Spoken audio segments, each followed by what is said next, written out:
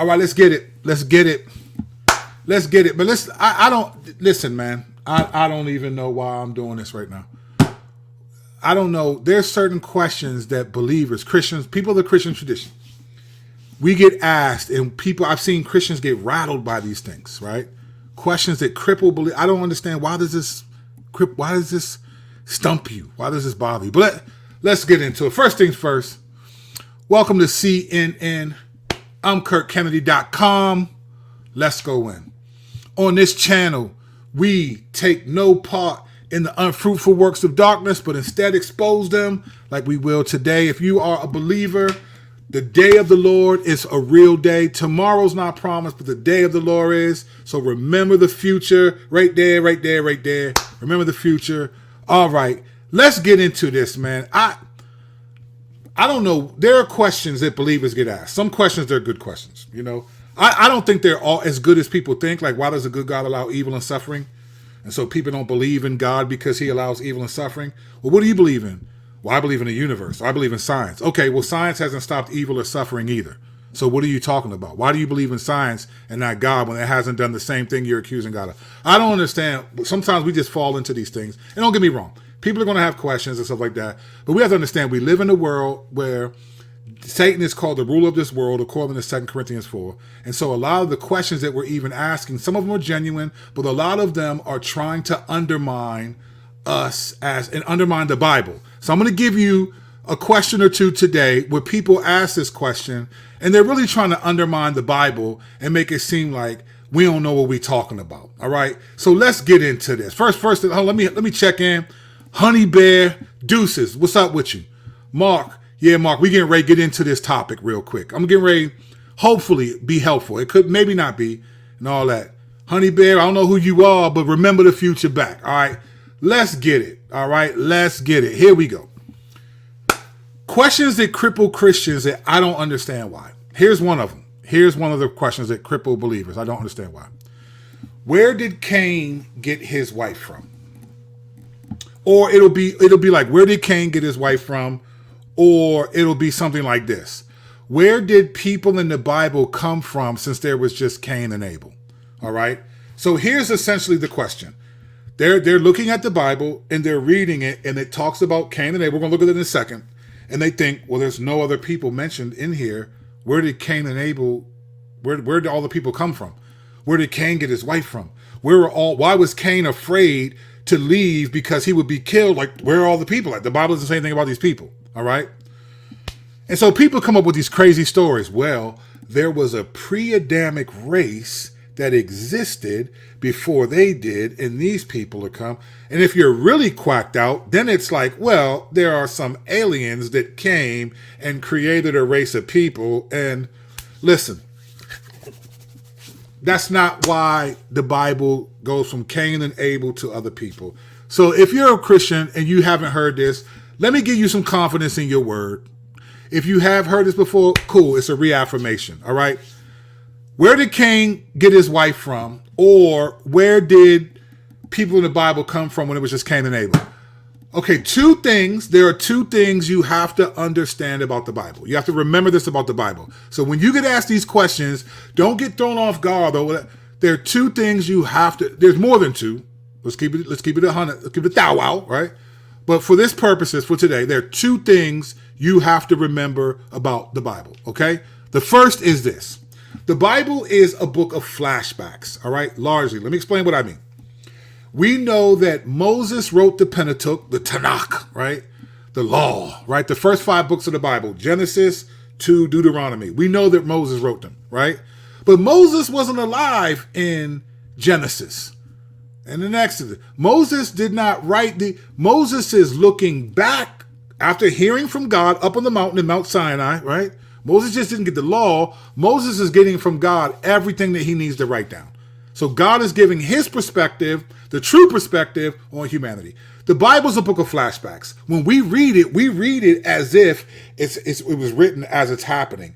That's not how it happens. The Bible's written in flashbacks. Prime example, the Gospels, right? The Gospels, these guys weren't writing down the stuff as it happened. They were just following Jesus. They had no idea. The Bible was written, the Gospels were written like 30, 40, 50 years after Jesus passed away and all that. That's why there will be like these statements like when it says that Jesus was choosing the disciples, and when it says, and Judas Iscariot, in parentheses, parenthetical statement, the one who would betray him. You can't write that as it's happening because they don't know Jesus is going to betray him. As a matter of fact, when Jesus said, one of you will betray me, not one of them said, man, it's Judas, bruh. We seen him from the get-go. Nah, they were like, is it I, Lord? They didn't know who it was. They didn't know if it was them or not. The Bible is flashbacks. Often it's flashbacks. It's after it happened, let me write back from memory what happened. So when the Bible, so this connects to the second read. This is the second thing you got to know about the Bible. A lot of the Bible is flashbacks. Not all of it, but a lot of it is flashbacks. The Pentateuch, the first 5 books, flashbacks. Moses wrote them at some time, a lot of it at some time before he died, but they were flashbacks. He wasn't there. The Gospels, they wrote these joints later. They weren't there. They're flashbacks. A lot of that stuff they weren't writing it as is. We read it as is, but they were writing it looking back. Now here's why that's important, which is a number 2. Because the Bible is about flashbacks and telling a story, the Bible doesn't care about periods of time until it does. All right? The Bible largely does not care about transitions of time. We're going to prove this in a second from the Cain and Abel narrative so I can show you what I'm talking about. And if you haven't seen this before, when I show you this, you're going to be like, oh, why didn't I see this all the time? Because it's been there. You got to look at your Bible. Open that bad boy up. Turn the pages. It's been there. I'm going to show you this in a second. But just to prove the point. Genesis 15, right? God tells Abram, at the time Abram, we know it's Abraham, but we're going to stick to what he was called in Genesis 15. Right? His mama named him Clay. I'm going to call him Clay. All right? So Genesis 15, Abram, he tells Abram, look to the stars in the sky. Your descendants will be this many. Because Abram's like, look, man, you haven't given me no descendants. I don't got no kids, Lord. I don't got nobody to pass it down to. So God says, all right, I'm going to give you some kids, as many as the stars in the sky. Genesis 15.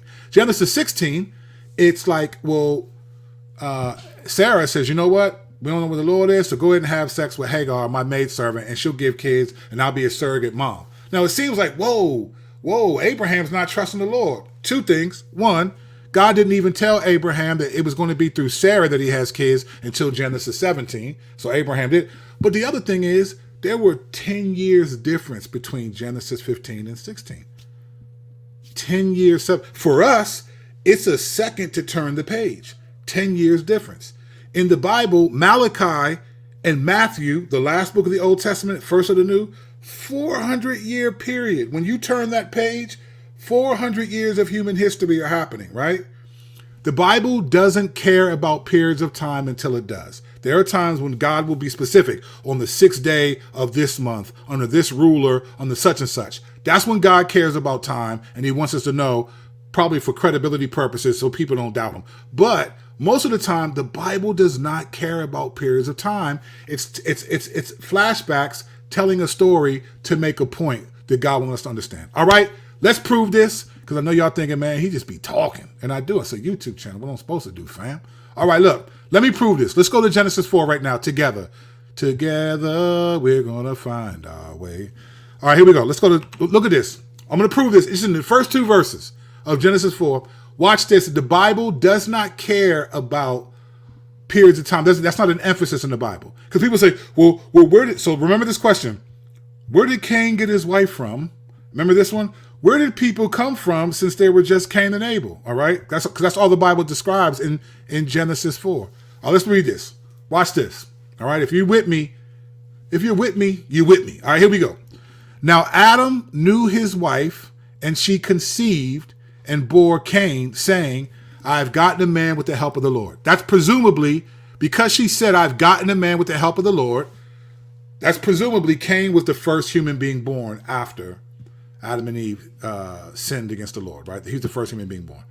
And then again, she bore his brother Abel, all right? She bore his brother Abel. Now that's all it says. It says, she bore Cain, I've gotten a man with the help of the Lord. And again, she bore his brother Abel, all right? Now watch this.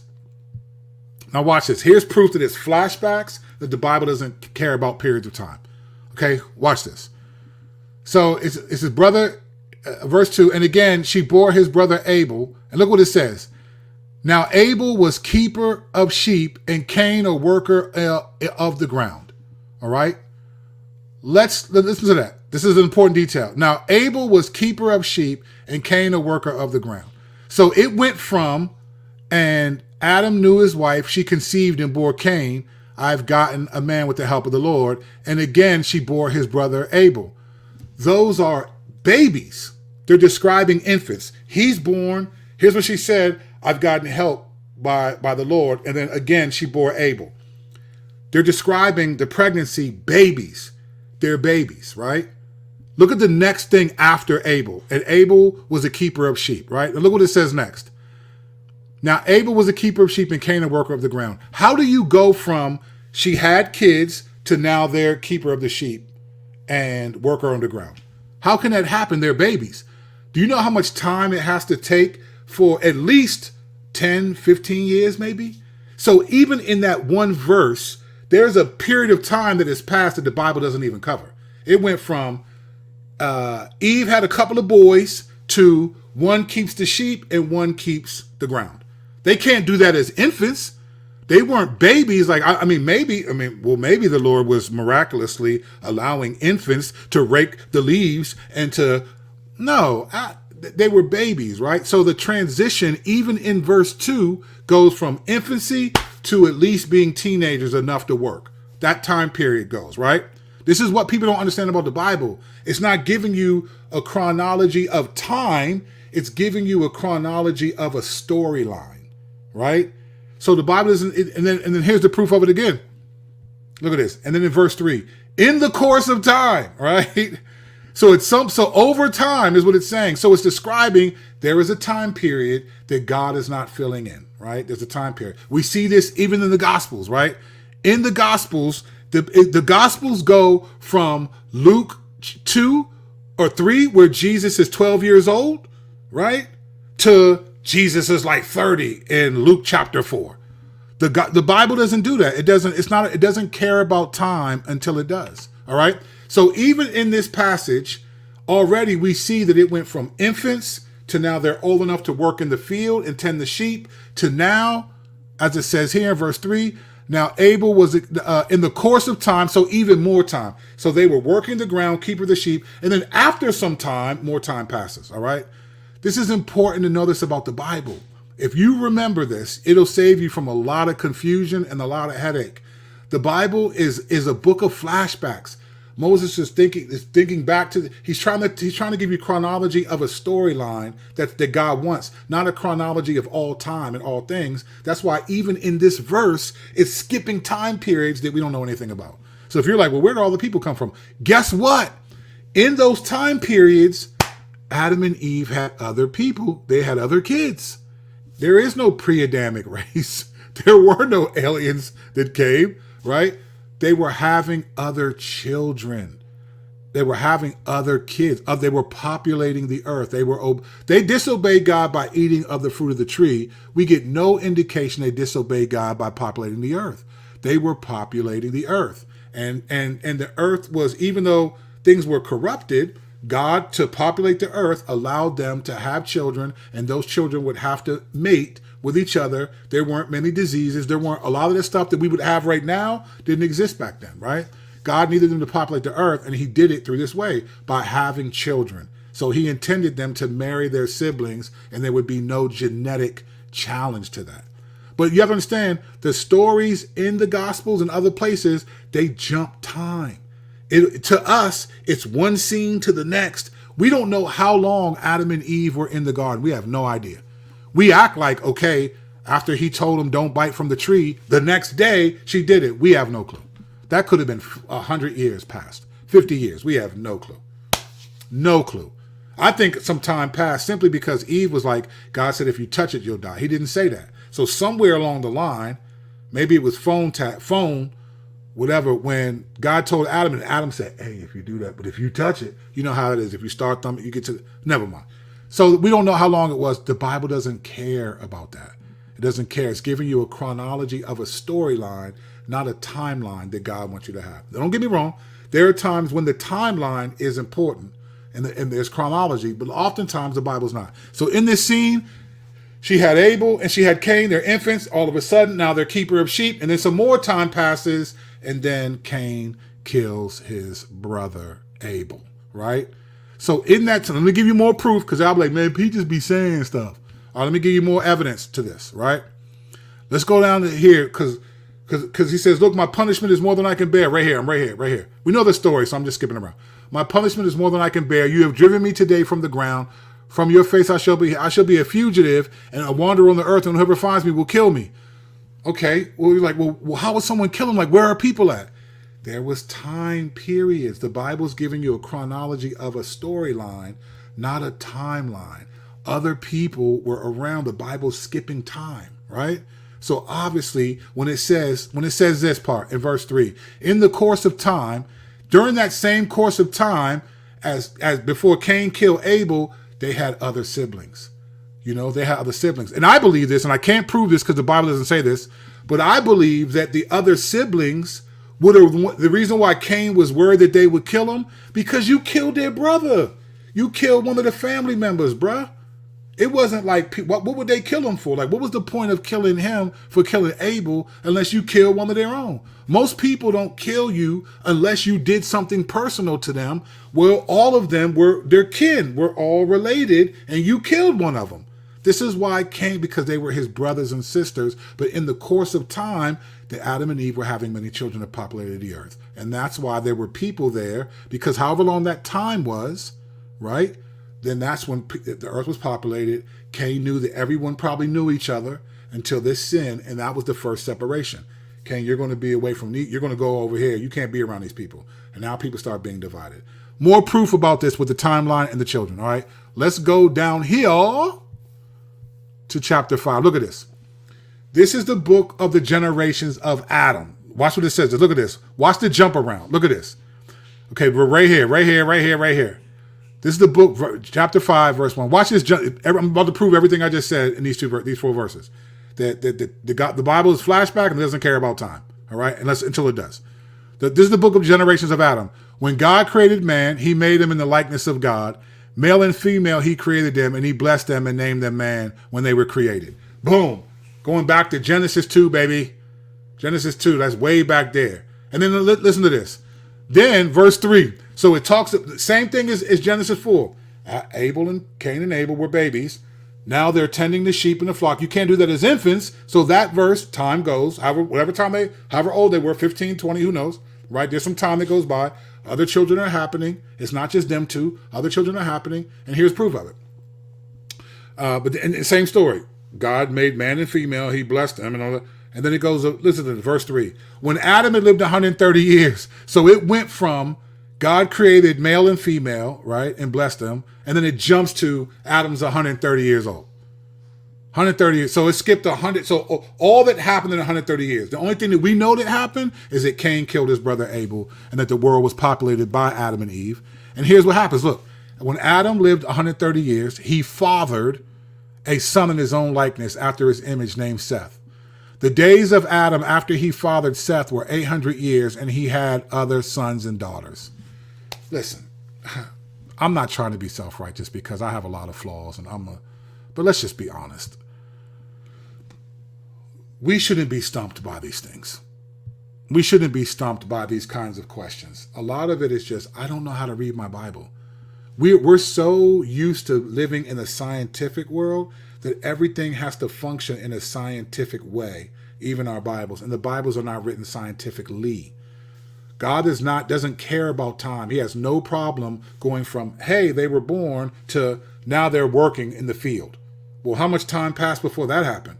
And then what else was happening? That's not the point. And then in the course of time, no, time passed. Adam and Eve had other kids. They fathered other sons and daughters, and those were the people that got married. Cain and Abel were not the only two people around. They were the first two, but at some point, other people were getting populated over the course of time.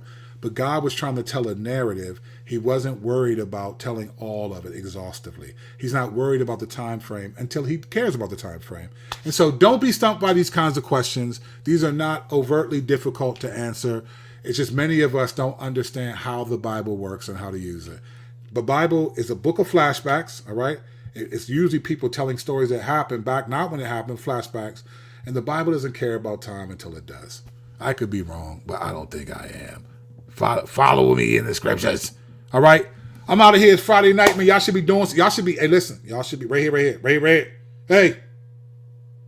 Y'all should be super chatting. Give me $5 or something. Get on Patreon. The Patreon posse. Let's get it. And then like and subscribe to the channel if you want to. If you don't, shame on you, man. I'm trying to get to 3K, ladies and gentlemen. I'm trying to get to 3K before the year 2027. I know I've been Bojangling. I should have been far along, but it is what it is. Help me get to 3K. Appreciate y'all. Love y'all. And I will catch you when I catch you.